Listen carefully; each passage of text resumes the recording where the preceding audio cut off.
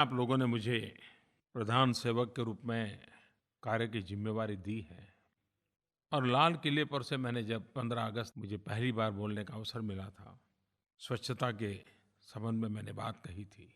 तब से लेकर के आज तक हिंदुस्तान के अलग-अलग भागों में मेरा प्रवास होता है और मैंने देखा है कि कुछ लोग बारीकी से मोदी क्या करते हैं, मोदी कहाँ जाते हैं, मोदी ने क्या किया, बराबर फ़ॉलो करते हैं।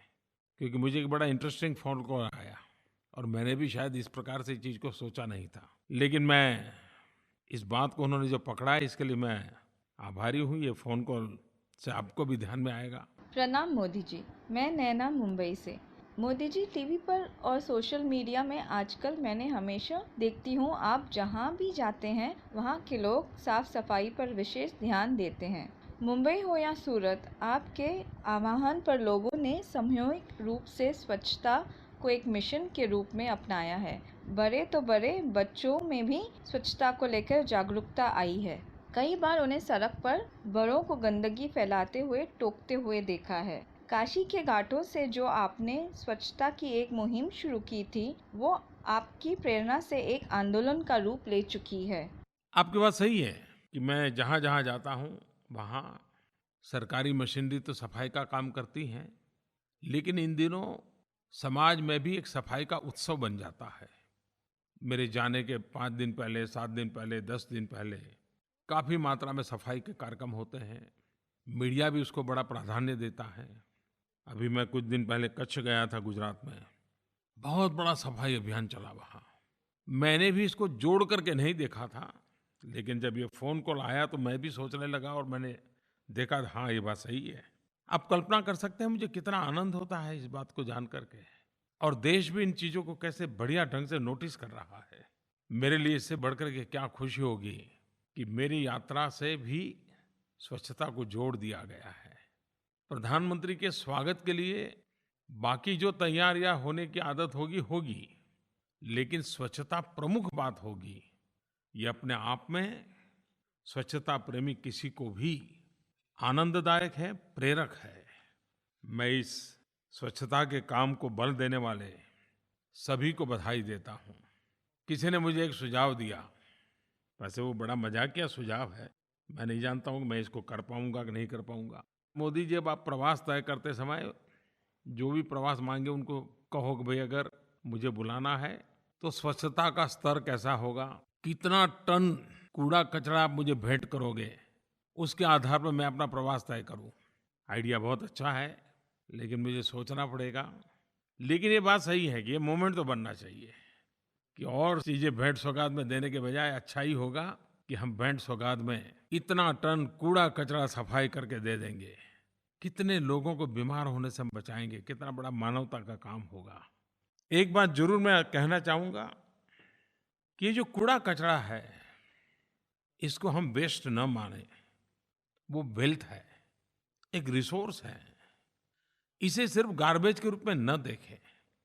एक बार इस कूड़े-कचरे को भी हम वेल्थ मानना शुरू करेंगे, तो वेस्ट मैनेजमेंट के कई नए-नए तरीके हमारे सामने आएँगे। स्टार्टअप में जुड़े हुए नौजवान भी नई-नई योजनाएँ लेकर के आएँगे, नए-नए इक्विपमेंट लेकर के आएँगे। भारत सरकार ने राज्य सरकारों की मदद के साथ, शहरों के जनप्रतिनिधियों की मदद के द्वारा वेस्ट मैनेजमेंट का एक बड़ा महत्वपूर्ण अभियान छेड़ना तय किया है।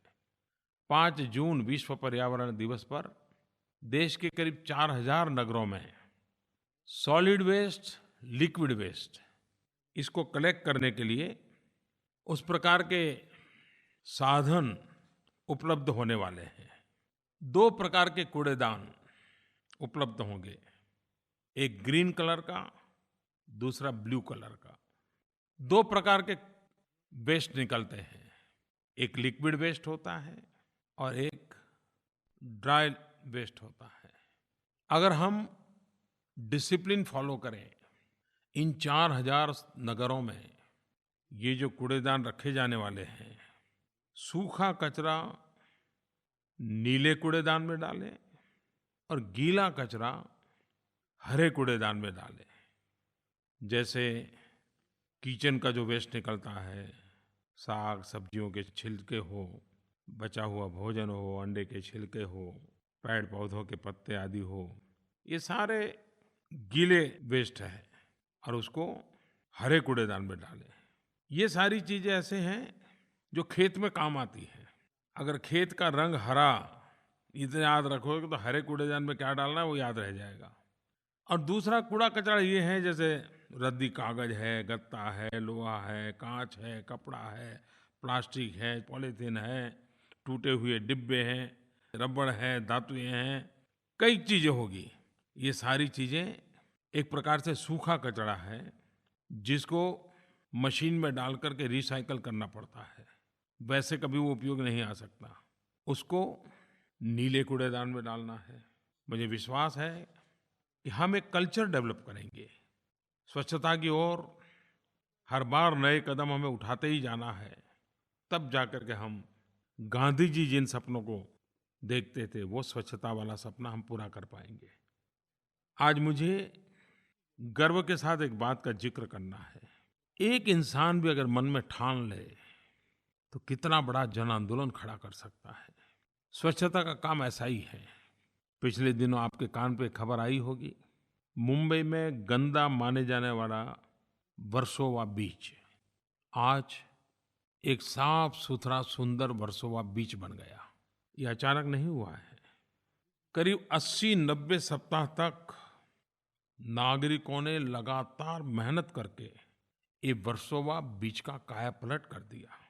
हजारों टन कूड़ा कचरा निकाला गया और तब जाकर के आज वर्सोवा बीच साफ और सुंदर बन गया। और इसकी सारी जिम्मेवारी वर्सोवा रेसिडेंस वॉलंटियर VRV उन्होंने संभाली थी। एक सज्जन श्रीमान अफरोज शाह अक्टूबर 2015 से वे जी जान से इसमें जुट गए।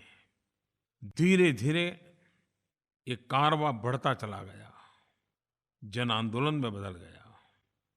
और इस काम के लिए श्रीमान अफरोज शाह को United Nations Environment Programme UNEP उन्होंने बहुत बड़ा अवार्ड दिया, Champions of the Earth award. ये पाने वाले वो पहले भारतीय बने। मैं श्रीमान अफरोज शाह को बधाई देता हूँ, उनके आंदोलन को बधाई देता हूँ। और जिस प्रकार से एक लोक संग्रह की तरह उन्होंने सारे इलाके के लोगों को जोड़ा और जन आंदोलन में परिवर्तित किया, ये अपने आप में एक प्रेरक उदाहरण है। भाइयों बहनों, आज मैं एक और खुशी भी आपसे बताना चाहता हूँ। स्वच्छ भारत अभियान के संदर्भ में जम्मू कश्मीर का रियासी ब्लॉक, मुझे बताया गया कि Reasi block open defecation free, खुले में शौच से मुक्त हुआ है। मैं रियासी ब्लॉक के सभी नागरिकों को, वहाँ के प्रशासकों को, जम्मू कश्मीर ने उत्तम उदाहरण दिया है, इसके लिए सबको मैं बधाई देता हूँ। और मुझे बताया गया कि इस पूरी मूवमेंट को सबसे ज़्यादा लीड किया है जम्मू कश्मीर के उस इलाके की महिलाओं ने। उन्होंने इस जागरूकता फैलाने के लिए खुद ने मशाल यात्राएं निकाली, घर घर गली गली जाकर के लोगों को उन्होंने प्रेरित किया। उन माँ बहनों को भी मैं हृदय से अभिनंदन करता हूँ, वहाँ बैठे हुए प्रशासकों का अभिनंदन करता हूँ कि जिन्होंने जम्मू कश्मीर की धरती पर एक ब्लॉक को ओपन डेफिकेशन फ्री बना करके एक उत्तम शुरुआत की है।